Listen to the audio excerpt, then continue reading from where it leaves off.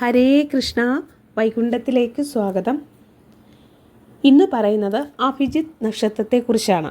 തിരുവോണ വ്രതം എടുക്കുന്നവർ എന്നാണ് തിരുവോണ വ്രതം എടുക്കേണ്ടതെന്നും ഉത്രട്ടാതി നക്ഷത്രത്തിൽ ഗോപൂജ ചെയ്യുന്നവർ ഏത് ദിവസമാണ് ചെയ്യേണ്ടത് എന്നതുമാണ് ഇന്ന് നമ്മൾ ഇവിടെ പറയുന്നത്.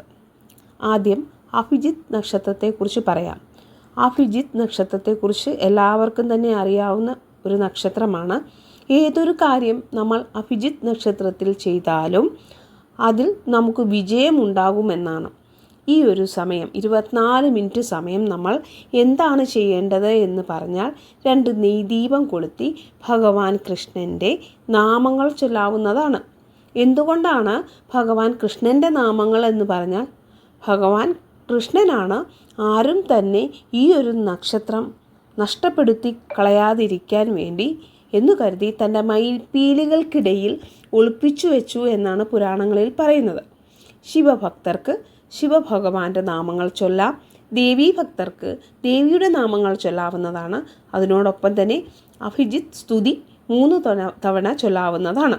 എന്താണ് അഭിജിത്ത് സ്തുതി എന്ന് പറഞ്ഞാൽ അഭിജിത ആഗമാന്തുതീര അഭിജിതാംബര നക്ഷത്രാനാം നാദതീയ ജ്യോതീനാം നളഗംഗാധര പവധാരണ ശിവസ്യ വിഷ്ണു മേദിനാം പവ തവലാംശുത പരിപാലയ ഗണാഗത പാഹിമാം.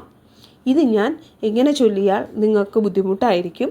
ഇത് ഞാൻ എഴുതി ഈ വീഡിയോയുടെ കൂടെ ചേർക്കാം. 3 പ്രാവശ്യം 3 തവണ നിങ്ങൾ ഇത് ചൊല്ലേണ്ടതാണ്. 3 തവണ ചൊല്ലിയിട്ട് 308 തവണ ഓം നമോ ഭഗവതേ വാസുദേവായ എന്ന് ചൊല്ലണം.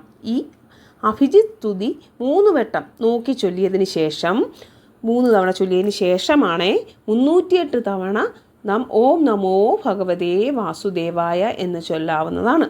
നമ്മുടെ ഏതൊരു ആഗ്രഹമാണെങ്കിലും എല്ലാ മാസവും വരുന്ന അഭിജിത്ത് നക്ഷത്ര സമയത്ത് ഭഗവാന്റെ മുന്നിൽ 2 നെയ്ദീപം കൊളുത്തി ഈ ഒരു നാമം 3 തവണ ചൊല്ലിയതിന് ശേഷം 308 തവണ ഭഗവാന്റെ ഈ ഓം നമോ നാരായണായും കൂടെ ചൊല്ലിക്കഴിഞ്ഞാൽ ഓം നമോ ഭഗവതേ വാസുദേവായ 308 തവണ ചൊല്ലുന്നത് വഴി ഭഗവാൻ നമ്മുടെ ആ ഒരാഗ്രഹം സാധിച്ചു നൽകും എന്നുള്ളത് ഉറപ്പാണ്.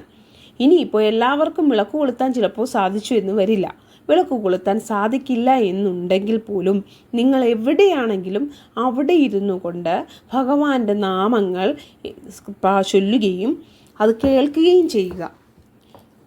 ഇപ്രാവശ്യം നാളെ വെള്ളിയാഴ്ച 8-ാം തീയതി രാത്രിയാണ് അഭിജിത്ത് നക്ഷത്രം വരുന്നത്. രാത്രി 9 മുതൽ 9:32 വരെയാണ്. അപ്പോൾ ഇന്ത്യക്ക് പുറത്തുള്ളവരാണെങ്കിൽ അവർ അവരുടെ സ്ഥലത്ത് വെച്ച് തൃപ്പഞ്ചാംഗി നോക്കി വേണം ചെയ്യാൻ. ഉത്രാടം നക്ഷത്രം അവസാനിക്കുന്നത് ഒക്കെ തൃപ്പഞ്ചാംഗി നോക്കി വേണം നിങ്ങൾ അത് ചെയ്യേണ്ടത്. അപ്പോൾ നിങ്ങൾ ഈ സമയത്താണ് ഈ 3 പ്രാവശ്യം നാമം ജപിക്കുകയും 308 പ്രാവശ്യം ഭഗവാന്റെ നാമം ചൊല്ലുകയും ചെയ്യേണ്ടത്. ഒരു മാറ്റവുമില്ല. അപ്പോൾ നിങ്ങൾ ഈ കാര്യം ചെയ്താൽ ഉറപ്പായും നിങ്ങൾ എന്ത് കാര്യമാണ് ആഗ്രഹിച്ചത് അത് നടന്നിരിക്കും. അതിന് യാതൊരു സംശയവും വേണ്ട. അതിൽ ഒരു സംശയത്തോടു കൂടി ചൊല്ലണ്ട. ധൈര്യത്തോട് നിങ്ങൾ ചൊല്ലിക്കൊള്ളൂ, അത് നടന്നിരിക്കും. അല്ലാത്ത ഇനിയിപ്പോൾ അത് നിങ്ങൾക്ക് ചൊല്ലാൻ വയ്യ എന്നുള്ളവർക്ക് ഭഗവാന്റെ നാമം മാത്രമായും ചൊല്ലാവുന്നതാണ്. വെള്ളിയാഴ്ച ആയതുകൊണ്ട് തന്നെ വെള്ളിയാഴ്ച ലക്ഷ്മി പൂജ രാത്രി ശുക്രഹോരയിൽ ചെയ്യുന്നവരാണെങ്കിൽ 8 മണി മുതൽ 9 മണി വരെയുള്ള സമയത്തായിരിക്കും ചെയ്യുന്നത്.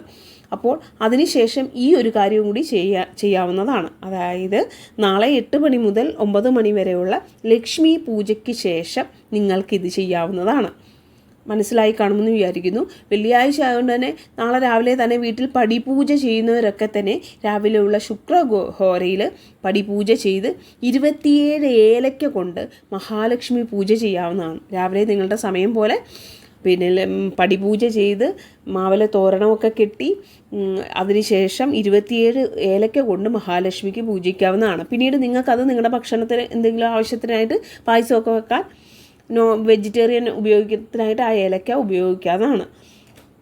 രാത്രി വരുന്ന ശുക്രഹോരയിൽ, അതായത് രാത്രി 8 മണി മുതൽ 9 മണി വരെയുള്ള ശുക്രഹോരയിൽ ലക്ഷ്മി പൂജ ചെയ്യാൻ സാധിക്കുന്നവരാണെങ്കിൽ ആ ഒരു സമയത്ത് ലക്ഷ്മി പൂജ ചെയ്യാവുന്നതാണ്. നാളെ ഉത്രാടം നക്ഷത്രം വരുന്നത് കൊണ്ട് തന്നെ, ഉത്രാടം നക്ഷത്രം എന്ന് പറയുന്നത് സൂര്യഭഗവാന്റെ നക്ഷത്രമാണ്. അതുകൊണ്ട് രാവിലെ സൂര്യഭഗവാന് ജലം സമർപ്പിക്കുകയും അതിനോടൊപ്പം തന്നെ ലളിതാ സഹസ്രനാമത്തിലെ ഈ 2 വരികൾ ചൊല്ലുകയും ലളിതാംബികയുടെയും സൂര്യഭഗവാന്റെയും അനുഗ്രഹത്തിന് വളരെയധികം നല്ലതാണ്. രാജരാജേശ്വരി, രാജ്യദായിനി, രാജ്യവല്ലഭ, രാജകൃപ, രാജപീഠ നിവേശിത, നിജാശരദ എന്നുള്ള നാമം നിങ്ങൾ ചൊല്ലേണ്ടതാണ്. ഇത് ഞാനിവിടെ എഴുതി ചേർക്കാം. അപ്പോൾ നിങ്ങൾക്കത് ചൊല്ലാനൊക്കെ എളുപ്പമായിരിക്കും. ഈ വീഡിയോയുടെ കൂടെ നിങ്ങൾക്കത് ചൊല്ലാൻ പറ്റുന്നതാണ്. അപ്പോൾ അത് ഞാൻ ഈ വീഡിയോയിൽ ടൈപ്പ് ചെയ്തിടാം. കാര്യം ഞാൻ അല്ലാതെ ഇങ്ങനെ ചൊല്ലിയാൽ നിങ്ങൾക്ക് അത് കൃത്യമായി ചൊല്ലാൻ പറ്റുകയില്ല. അപ്പോൾ ഈ 8 മണിക്ക് ഉള്ള 8 മുതൽ 9 മണി വരെയുള്ള ലക്ഷ്മി പൂജ ഒരു കാരണവശാലും മുടക്കാൻ പാടില്ല. നിങ്ങൾ വെള്ളിയാഴ്ച അയ്യപ്പ ക്ഷേത്രത്തിൽ പോയി വഴിപാടുകൾ ചെയ്യുന്നതും വളരെ നല്ല ഫലങ്ങൾ ലഭിക്കും. മെയ് 9-ാം തീയതി ശനിയാഴ്ചയാണ്. അന്ന് തിരുവോണം നക്ഷത്രമാണ് വരുന്നത്. തിരുവോണ വ്രതം അനുഷ്ഠിക്കുന്നവരൊക്കെ തന്നെ ഈ ശനിയാഴ്ച തിരുവോണ വ്രതം അനുഷ്ഠിക്കേണ്ടതും, ശനിയാഴ്ച തിരുവോണ നക്ഷത്രം ഒന്നിച്ചു വരുന്നത് വളരെ നല്ലതാണ്. കാരണം മഹാവിഷ്ണുവിന് ശനിയാഴ്ച ദിവസം വളരെയധികം പ്രാധാന്യമുള്ള ദിവസമാണ്. സാധാരണയായി ബുധനാഴ്ചയും വ്യാഴാഴ്ചയും ഒക്കെ മഹാവിഷ്ണുവിന് പ്രാധാന്യമുള്ള ദിവസങ്ങളായിട്ടാണ് പറയാറുള്ളത്. എന്നാൽ ഇവിടെയൊക്കെ മഹാവിഷ്ണു ക്ഷേത്രങ്ങളിൽ ശനിയാഴ്ച ദിവസങ്ങൾ വളരെയധികം പ്രാധാന്യമുള്ളതാണ്.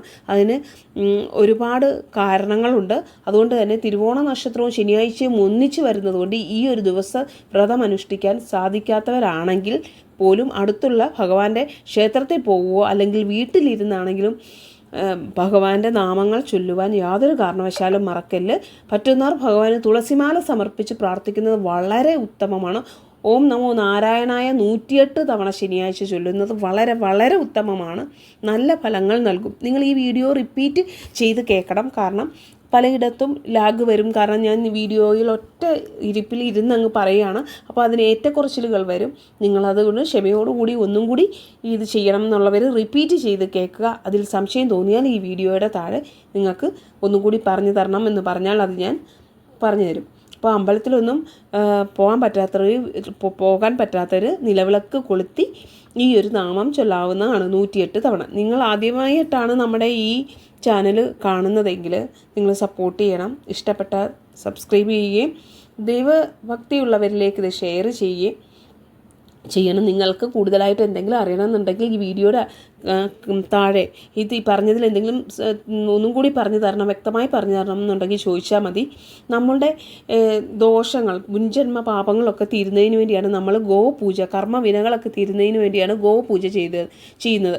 പശുവിനെ പൂജ ചെയ്യാൻ ഇല്ലെങ്കിൽ നിങ്ങൾ ചെറിയൊരു പശുക്കിടാവിൻ്റെ വിഗ്രഹം വാങ്ങിച്ചു വെച്ച് നമുക്ക് വീട്ടിൽ പൂജ ചെയ്യാവുന്നതാണ്. നമ്മൾ ലക്ഷ്മി പൂജയൊക്കെ ചെയ്യുന്നത് പോലെ അത് ചെയ്യാവുന്നതാണ്.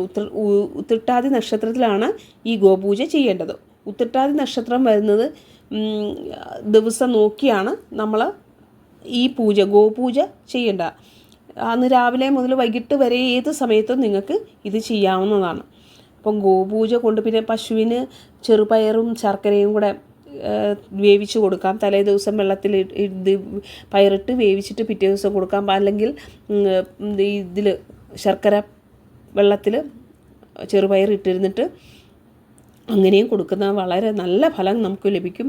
നമ്മുടെ കർമ്മവിനകൾ കുറയുമ്പോൾ നമ്മുടെ ജീവിതത്തിലെ പല ബുദ്ധിമുട്ടുകളൊക്കെ മാറി സന്തോഷത്തോടുകൂടി ജീവിക്കാൻ നമുക്ക് സാധിക്കുമെന്നുള്ളതാണ്.